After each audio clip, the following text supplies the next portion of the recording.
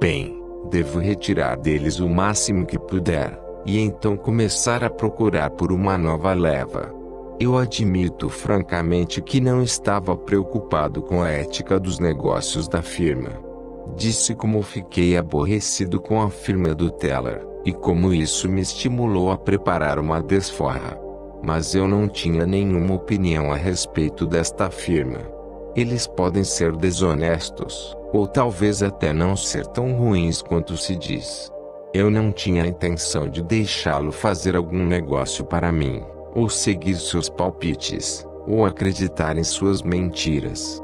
Minha única preocupação era conseguir juntar dinheiro e voltar para Nova York, para negociar em grandes quantidades, numa corretora onde não houvesse a preocupação de que a polícia pudesse invadir a espelunca, como faziam nas banquet shops, ou ver as autoridades locais pegarem e reterem seu dinheiro, sendo que você seria um sujeito de sorte se conseguisse ganhar 8 centavos por dólar um ano e meio depois.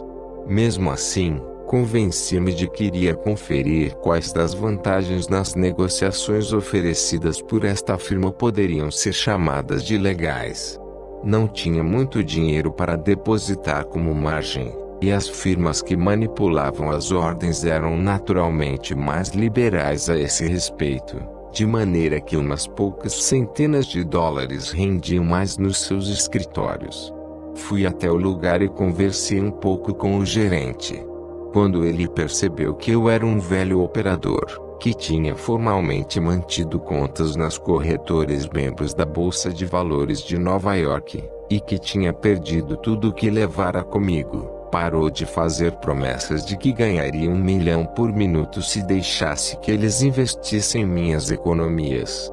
Ele calculou que eu fosse um tolo permanente, um tipo de espreitador da máquina transmissora de cotações, que sempre joga ou sempre perde, um provedor seguro de lucros para os corretores, quer fossem eles dessa espécie que tiram vantagens de suas ordens, quer modestamente se contentassem com as comissões. Disse ao gerente que somente procurava uma execução decente das minhas ordens, porque eu sempre tinha negociado neste mercado e não queria obter relatórios que mostrassem uma diferença de 1 ponto com as cotações da fita. Ele me assegurou, dando sua palavra de honra, que eles fariam o que quer que eu achasse correto. Queriam meus negócios porque queriam mostrar-me que eram corretores de primeira classe. Eles tinham na firma os melhores talentos do ramo. De fato, eles eram famosos por suas execuções. Se houvesse qualquer diferença entre o preço assinalado pela máquina e o relatório, era sempre a favor do cliente, apesar de, logicamente, eles não garantirem isso. Se eu abrisse uma conta com eles, poderia comprar e vender ao preço que era transmitido pelo telex. Eles estavam absolutamente seguros disso. Naturalmente, aquilo significava que eu poderia negociar ali com todas as intenções e propósitos, como se eu estivesse numa banquet shop, ou seja, eles me deixariam operar apostando na próxima cotação. Eu não queria parecer muito ansioso, então sacudi a cabeça e lhe disse que achava que não abriria a conta naquele dia, mas que o manteria informado. Ele insistiu firmemente para que eu começasse naquele momento, já que o mercado estava favorável para se ganhar dinheiro. Estava, para eles, um mercado sombrio com os preços oscilando ligeiramente, exatamente o tipo ideal para que os clientes entrem e logo sejam eliminados com uma brusca manobra com as ações em que fizeram suas posições. Tive um pouco de trabalho para conseguir deixar o escritório. Tinha dado ao gerente meu nome e endereço, e naquele mesmo dia comecei a receber telegramas e cartas, insistindo para que eu comprasse algumas ações, indicando outras nas quais diziam saber que um grupo interno estava operando para uma subida de 50 pontos. Eu estava ocupado, circulando e tentando conhecer tudo o que pudesse a respeito de várias outras firmas de corretagem, com o mesmo estilo de especulação. Parecia-me que a única maneira de eu arranjar algum dinheiro de verdade seria negociar nestas quase banquete shops, se eu pudesse ter certeza de conseguir arrancar meus ganhos de suas garras. Quando já tinha me informado de tudo o que podia, abri contas com 3 destas firmas. Alojei-me num pequeno escritório com linhas telefônicas diretas junto a 3 corretoras.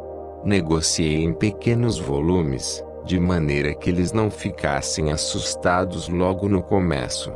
Ganhei dinheiro, no final, e eles não demoraram a me dizer que esperavam autênticos negócios por parte dos clientes que tinham linha direta com o escritório. Eles não desejavam os especuladores lentos, muito cautelosos. Calculavam que quanto mais eu ganhasse, mais eu perderia, e quanto mais rapidamente eu fosse eliminado, mais eles lucrariam. Soava como uma teoria aceitável, quando você considera que estas pessoas necessariamente trabalham com médias, e que um cliente médio nunca linha uma vida longa, financeiramente falando. Um cliente falido não pode operar. Um cliente meio avariado pode queixar-se, insinuar coisas e causar problemas de um tipo ou outro, que podem prejudicar o negócio. Também estabeleci uma conexão com uma corretora local, que tinha uma linha direta com seu correspondente em Nova York, e que era, inclusive, membro da Bolsa de Valores. Eu tinha na prática uma máquina de cotações e comecei a negociar moderadamente. Como já disse anteriormente, eu gostava muito mais da negociação nas banquete shops, apenas eram um pouco mais lentas. Era um jogo que podia dominar, e assim o fiz. Nunca consegui que chegasse a um ponto tão favorável onde pudesse ganhar em 10 vezes entre 10. Mas no geral eu lucrava, ganhando semana sim, semana não. Novamente estava vivendo muito bem, mas sempre poupando alguma coisa, para aumentar o montante que esperava levar de volta ao Wall Street. Consegui outros contatos em 2 outras destas firmas de corretagem, completando 5 ao todo, e, logicamente, continuava operando através de minha corretora respeitável. Havia ocasiões em que meus planos davam errado e minhas ações não se comportavam como eu havia planejado, e sim da maneira oposta do que aconteceria se tivessem mantido sua tendência precedente. Mas eles não conseguiam me atingir pesadamente. Não poderiam, com minhas pequenas margens. Minhas relações com meus corretores eram amigáveis o suficiente. Suas contas e relatórios algumas vezes não batiam com os meus, e as diferenças, via de regra, apontavam contra mim. Curiosa coincidência, não? Mas eu brigava pelo que era meu e, em geral, no fim consegui o que queria. Eles sempre tiveram a esperança de recuperar o que eu tinha ganho às suas custas. Acho que consideram meus lucros como empréstimos temporários. Eles realmente não eram bons jogadores, estando no negócio para fazer dinheiro de qualquer maneira, ao invés de contentar-se com o percentual que lhes cabia nas operações. Partindo do pressuposto de que os tolos sempre perdem dinheiro quando arriscam em ações, eles nunca especulam na realidade. Você pensaria que estes sujeitos dirigiam o que se poderia chamar de negócio legal e legal. Mas eles não o faziam. Cuide de seus clientes e fique rico é um velho mas verdadeiro ditado, mas eles pareciam nunca tê-lo escutado, e não paravam de especular abertamente. Por muitas vezes tentaram passar-me para trás, utilizando-se dos velhos truques. Conseguiram agarrar-me em algumas oportunidades, porque eu estava distraído. Sempre faziam aquilo quando eu não avançava além do meu padrão normal. Acusei-os de serem maus jogadores ou coisa pior, mas eles negaram e a discussão terminou com minha volta, negociando como de costume. O bonito de fazer negócios com um trapaceiro é que ele sempre lhe perdoa por agarrá-lo, contanto que você continue a operar com ele. Tudo estará bem enquanto ele estiver preocupado. Ele está disposto a encontrar você mais adiante. Almas magnânimas. Bem, eu me convenci de que não me poderia dar ao luxo de alcançar a taxa normal de crescimento de meu dinheiro, enquanto estivesse prejudicado pelos truques dos trapaceiros, então decidi ensinar a eles uma lição. Escolhi uma ação que, depois de um período como favorita para especulação, ficou sem negociação. Esperto. Se eu tivesse me interessado por uma ação que nunca tivesse sido negociada, eles desconfiariam da minha jogada. Dei ordens de compra desta ação para meus 5 corretores das firmas de corretagem. Após as ordens serem recebidas, enquanto eles esperavam pela próxima cotação que apareceria na fita, eu enviei uma ordem através da minha corretora respeitável, para a venda de 100 daquelas mesmas ações do mercado. Pedi que agissem rapidamente, com urgência.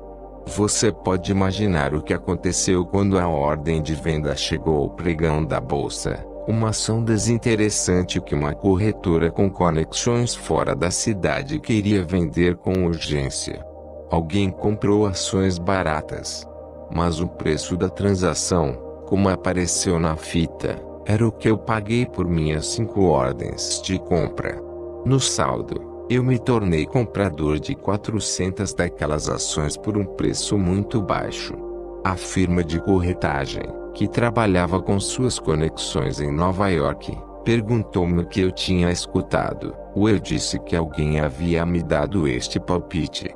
Um pouco antes do fechamento do mercado, enviei umas ordens a minha respeitável corretor para comprar novamente aquelas 100 ações, sem perda de tempo, pois eu não queria manter as posições vendidas em nenhuma circunstância, não importando o quanto eles pagassem por elas. Eles então telegrafaram a Nova York a ordem de compra para aquelas 100 ações rapidamente ocasionou uma alta.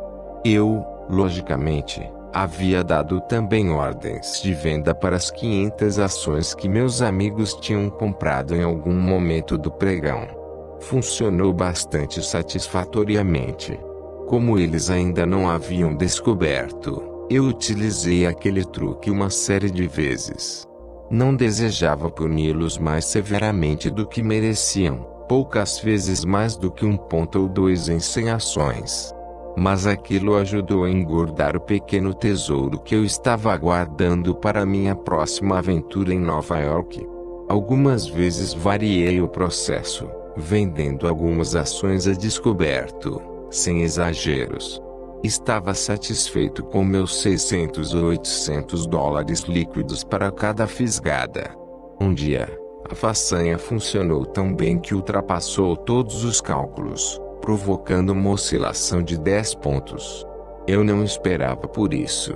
Na realidade, aconteceu de eu ter 200 ações com um corretor, ao invés das minhas 100 habituais, apesar de ter somente 100 nas outras 4 firmas. Aquilo era demais para um bom negócio, achavam eles. Estavam loucamente inflamados sobre este assunto, e começaram a dizer coisas por baixo do pano. Fui então falar com o gerente, o mesmo homem que tinha estado tão ansioso para conseguir minha conta, e tão preocupado com as desculpas todas as vezes que o surpreendi tentando aplicar-me um golpe.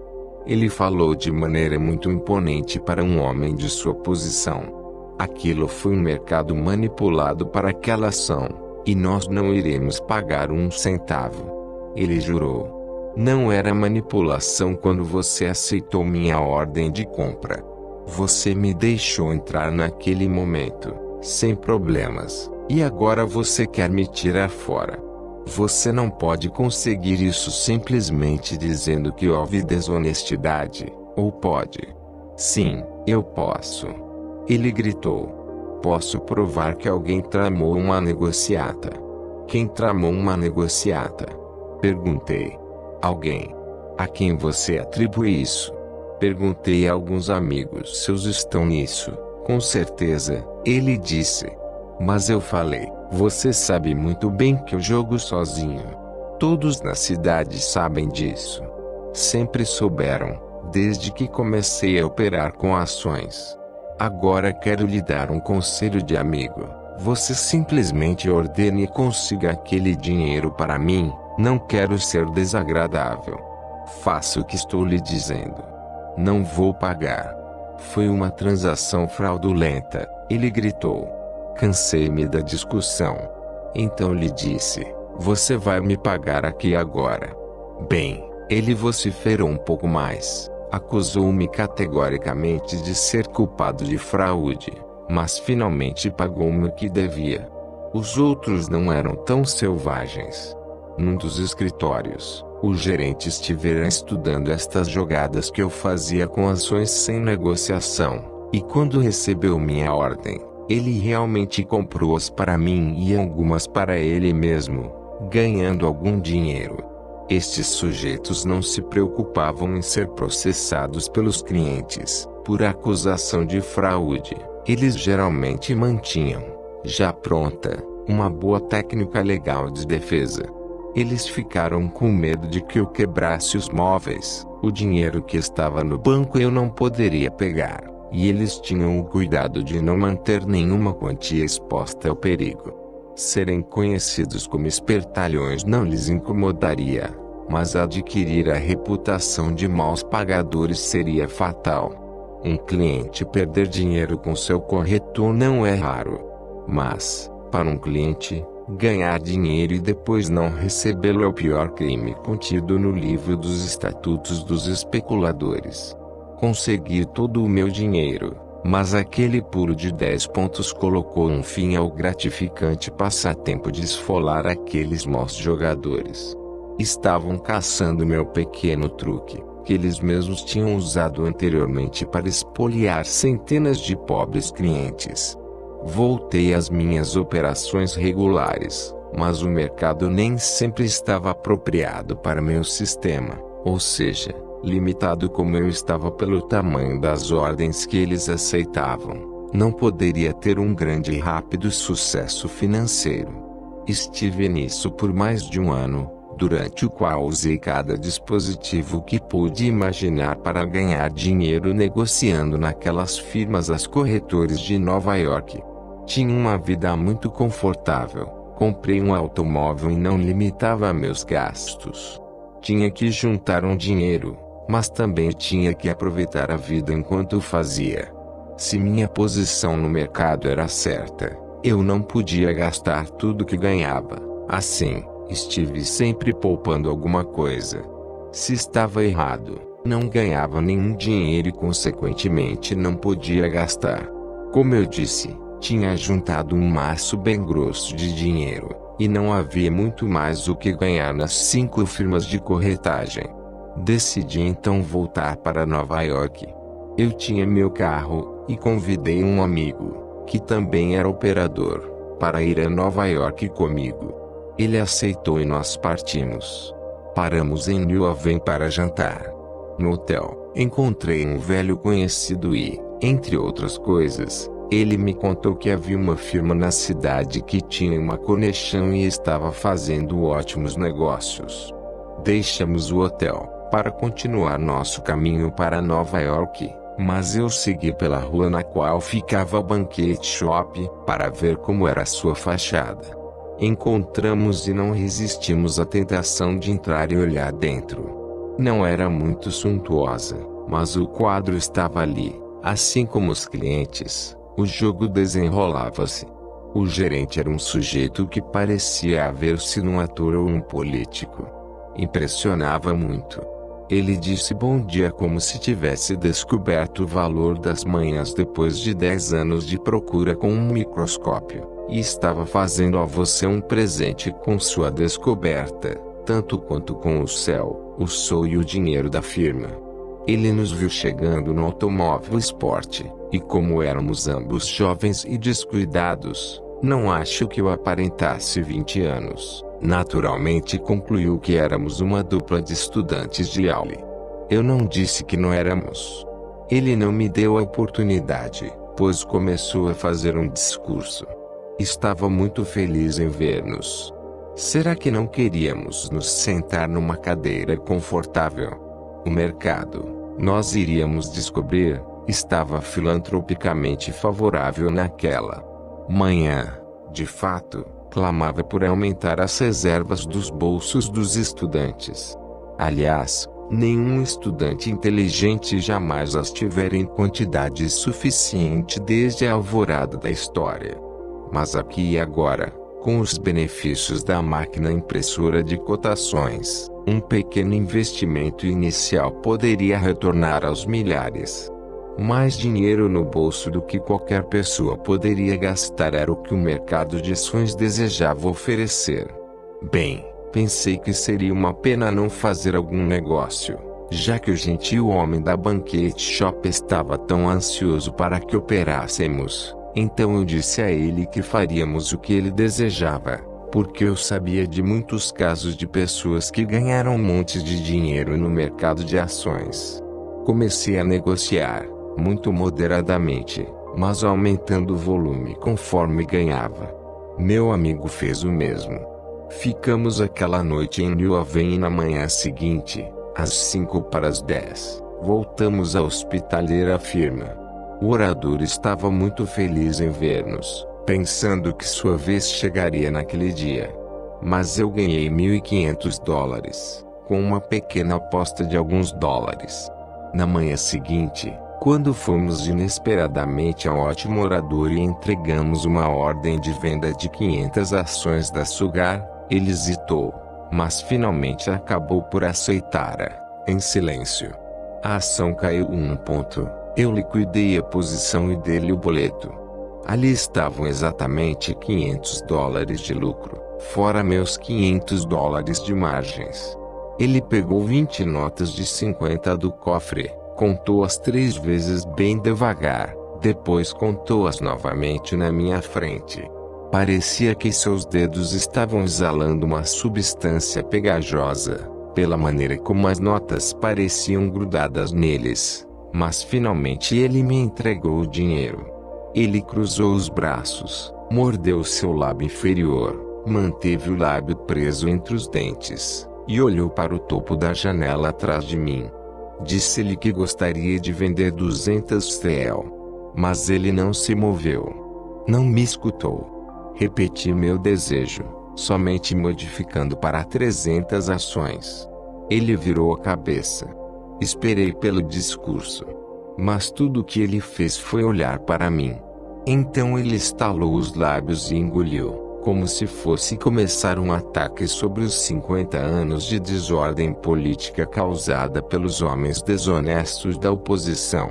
Finalmente ele abanou sua mão em direção às notas verdes em minha mão e disse: "Leve daqui esta ninharia." "Leve daqui o quê?" eu disse. Não tinha entendido inteiramente aonde ele queria chegar. "Para onde você está indo, estudante?" Ele falou muito solenemente. "Nova York", eu falei. "Está certo", ele falou, inclinando a cabeça umas 20 vezes. "Isso está precisamente correto. Você vai sair daqui, porque agora eu sei de 2 coisas. 2, estudantes. Sei o que vocês não são. E o que vocês são?" "Sim. Sim. Sim." "É isso então?" perguntei muito educadamente. "Sim. Vocês 2. Ele parou, e então deixou de falar como se estivesse no Congresso e rosnou: "Vocês 2 são os maiores embusteiros dos Estados Unidos da América. Estudantes. Devem ser calouros. Deixamos o sujeito falando sozinho. Ele provavelmente não sentia muito pelo dinheiro propriamente dito. Nenhum jogador profissional liga. Tudo está em jogo e a sorte está determinada a mudar. Foi seu comportamento inocente com relação a nós 2 que feriu seu orgulho. Foi assim que eu voltei ao Wall Street para uma 3ª tentativa. Havia estado estudando, logicamente, tentando localizar o exato problema com minha sistemática, que havia sido responsável por minha derrota no escritório da R. Fullerton & Co. Tinha 20 anos quando consegui meus primeiros $10.000, e os perdi. Mas eu sabia como e por quê, Porque eu negociei fora de época durante todo o tempo. Porque quando eu não podia jogar de acordo com meu sistema, que era baseado em estudos e experiência, entrei de qualquer maneira e arrisquei. Esperava ganhar, ao invés de saber que eu deveria ganhar no método. Quando eu tinha perto de 22 anos, aumentei meu montante de recursos para $50.000, que perdi no dia 9 de maio. Mas eu sabia exatamente por que e como. Foi o atraso na fita e a violência sem precedentes dos movimentos do mercado naquele dia. Mas eu não sabia por que eu tinha perdido após minha volta de St. Louis ou depois da crise daquele 9 de maio. Tinha teorias, quero dizer, remédios para algumas das falhas que eu pensava ter encontrado em meu jogo. Mas eu necessitava de prática real. Não há nada como perder tudo o que você tem no mundo para lhe ensinar o que não fazer. E quando você sabe o que não fazer com o objetivo de não perder dinheiro, você começa a aprender o que fazer a fim de ganhar. Entendeu isso? Você começou a aprender. A pessoa habitualmente encarregada de acompanhar as cotações na máquina impressora, ou, como eles costumavam chamá-lo, o canalha da fita, erra. Eu suspeito, mais por uma super especialização do que por qualquer outro motivo. Isso significa uma falta de adaptação bastante dispendiosa. Afinal, o jogo da especulação não é todo ele matemática ou regras determinadas, por mais que suas leis principais sejam rígidas. Até na minha leitura da fita, alguma coisa mais do que mera aritmética é considerada. É o que eu chamo do comportamento de uma ação, movimentos que lhe permitem julgar se irá ou não atuar de acordo com os antecedentes apontados em suas observações. Se uma ação não se comporta corretamente, não a toque, porque sendo incapaz de dizer precisamente o que está errado, você não pode dizer em que direção vai caminhar. Sem diagnóstico não há prognóstico. E sem prognóstico não há lucro. É uma coisa muito antiga, esta de observar o comportamento de uma ação e estudar suas performances passadas. Quando eu vim para Nova York pela primeira vez, havia uma corretora onde um novato costumava falar a respeito de seus gráficos. No início, pensei que ele fosse um tipo de protegido especial, mantido pela firma em razão de sua gentileza. Depois eu aprendi que ele era um orador persuasivo e muito marcante. Ele falou que a única coisa que não mentia, porque simplesmente não podia, era a matemática. Pela interpretação de suas curvas, ele podia prever os movimentos do mercado. Ele também podia analisá-los e dizer, por exemplo, por que N fez a coisa certa em sua famosa manipulação de alta das ações preferenciais da Tizan, e mais tarde, porque ele agiu erradamente, associando-se ao grupo interessado na Southern Pacific.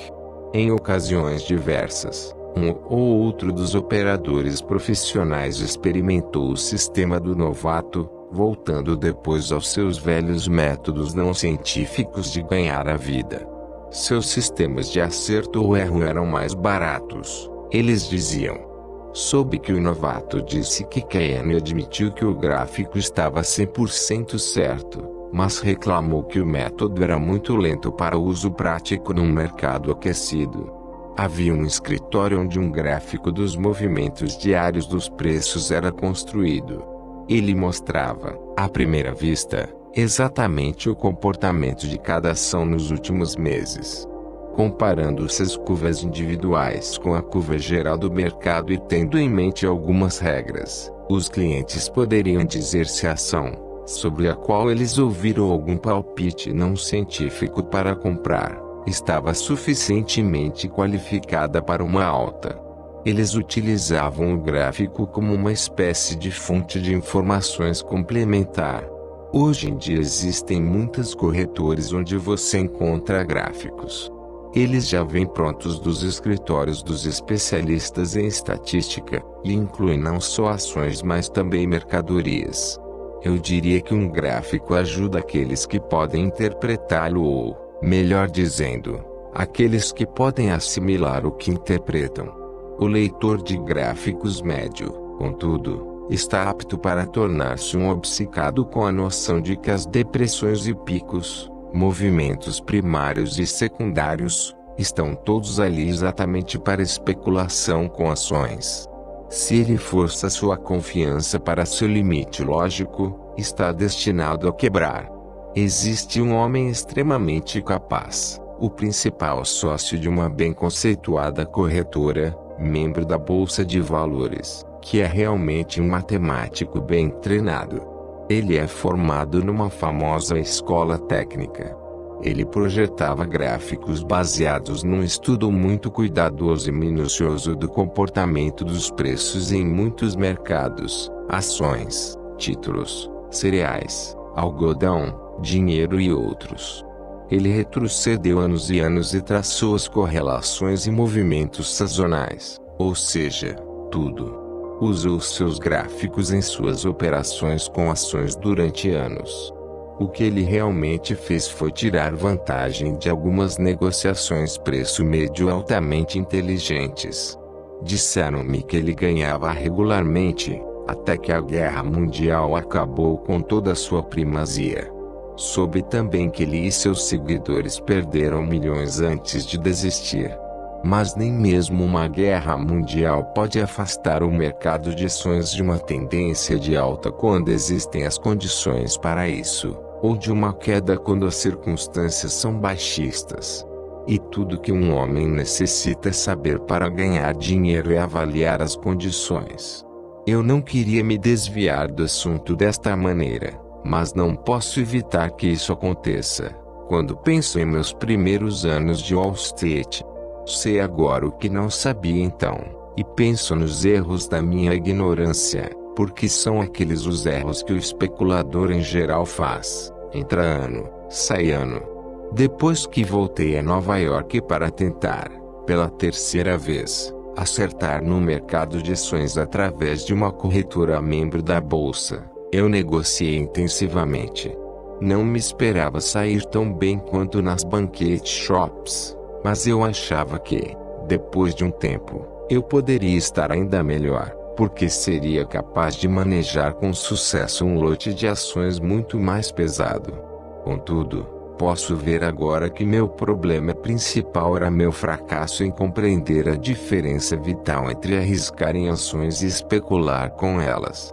Além disso, pelo fato de ter 7 anos de experiência na leitura da fita, e uma certa aptidão natural para o jogo, meu dinheiro estava rendendo não efetivamente uma fortuna mas uma alta taxa de juros.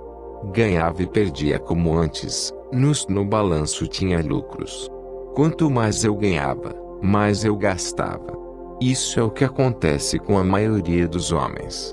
Não necessariamente com aqueles que conseguem dinheiro fácil, mas com todo ser humano que não é um escravo dos instintos do entesouramento. Alguns homens, como o velho Russell Sage, têm os instintos de ganhar e de entesourar dinheiro igualmente bem desenvolvidos e, logicamente, morrem repugnantemente ricos. O jogo de dominar o mercado absorvia-me, exclusivamente, das 10 às 3, todos os dias. Depois das 3, era o jogo de aproveitar a vida. Não me interprete mal. Eu nunca permiti que o prazer interferisse em meus negócios. Quando eu perdi era porque estava errado, e não porque estava permitindo-me desperdícios ou excessos.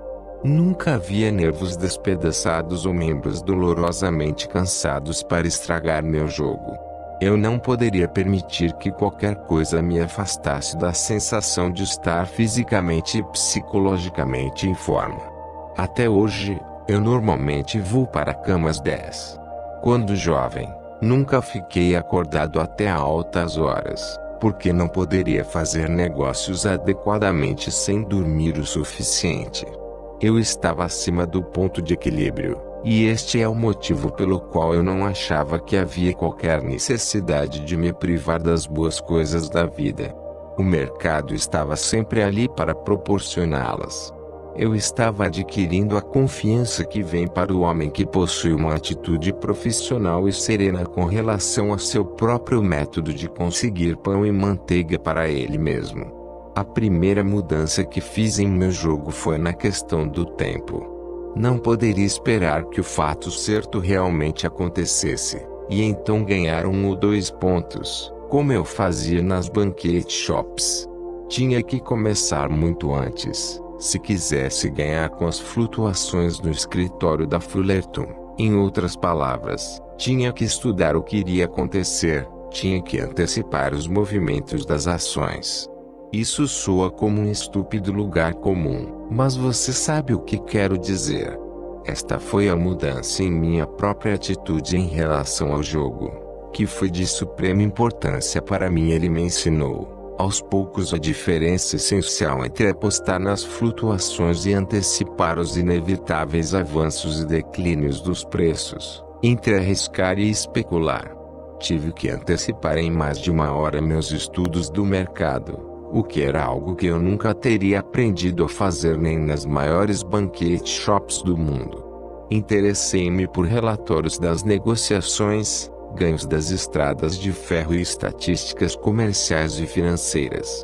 Logicamente eu adorava negociar pesadamente e eles me chamavam de garoto especulador, mas eu também gostava de estudar os movimentos dos preços. Nunca achava que alguma coisa era aborrecida, se podia ajudar-me a operar de maneira mais inteligente. Antes de poder resolver um problema, tenho que expô-lo para mim mesmo. Quando eu acho que encontrei a solução, tenho que provar que estou certo. Conheço a única maneira de prová-lo, e esta é com meu próprio dinheiro.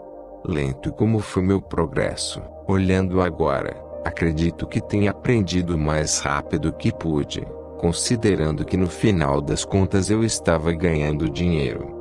Se tivesse perdido mais constantemente, talvez isso houvesse me estimulado a estudar mais continuamente. Certamente teria mais erros para analisar. Mas não tenho certeza de qual seria o exato valor de minhas perdas, já que se tivesse perdido mais, teria necessitado de mais dinheiro para testar os aperfeiçoamentos nos meus métodos de negociação.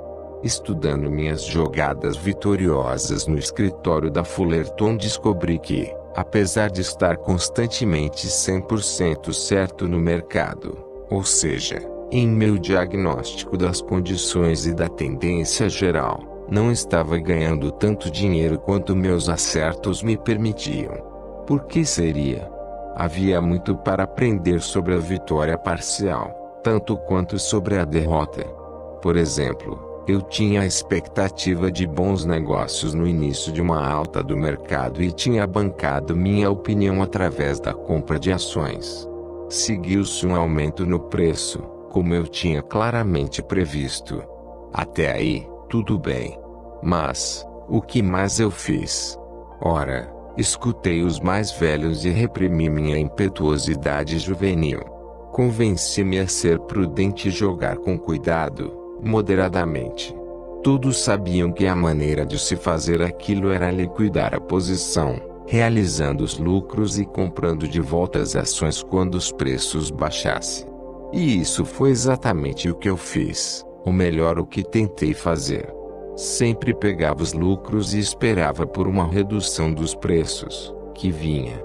E via minha ação subir 10 pontos mais, enquanto estava eu ali sentado com meu lucro de 4 pontos, seguro em meu bolso conservador. Eles dizem que você nunca fica pobre quando fecha a sua posição para realizar seu lucro. Não, você não fica. Mas também não fica rico com um lucro de 4 pontos num mercado altista. Onde eu deveria ter ganho $20.000, ganhava apenas 2.000. Isso foi o que meu conservadorismo fez por mim. Quando descobri que estava ganhando apenas uma pequena porcentagem do que poderia, descobri também uma outra coisa, que os tolos se diferenciam entre si de acordo com o seu grau de experiência. O principiante não sabe nada e todos, incluindo ele mesmo, sabem disso. Mas aquele que está no segundo grau pensa que sabe muito, e faz os outros pensarem desta maneira também. Ele é o tolo experiente, que estudou, não o mercado propriamente dito, mas algumas observações sobre o mercado, feitas por tolos pertencentes a um grau ainda mais alto. O tolo de segundo grau sabe como evitar perder seu dinheiro e algumas das situações que surpreendem o inexperiente principiante. É o semitolo, mas quer os 100% dos outros, que é o suporte real das corretoras. Ele dura, em média, aproximadamente 3 anos e meio, enquanto o estágio inicial tem duração de 13 e 30 semanas, que é a vida normal de um pecador iniciante em Wall Street. É o semitolo que naturalmente está sempre citando os famosos aforismos de negócios e as diversas regras do jogo. Ele conhece todas as proibições pronunciadas pelos oráculos mais velhos, exceto a principal, que é: não seja um tolo. Este semitolo é o tipo que pensa que já alcançou o juízo, porque adora comprar nos declínios do mercado. Espera por eles. Ele mede suas vantagens pelo número de pontos que seu preço de venda está do preço máximo. Em mercados fortemente altistas, o tolo comum honesto, completamente ignorante a respeito das regras e antecedentes, compra cegamente porque tem esperanças nos preços, carrega todo o seu dinheiro, até que uma vigorosa mudança nos preços carrega todo o seu dinheiro com um golpe cruel. Obrigado. Você chegou ao fim de uma leitura. O próximo vídeo está nos links da descrição. E também na descrição desse vídeo eu deixo alguns links caso queira acompanhar alguns dos meus investimentos.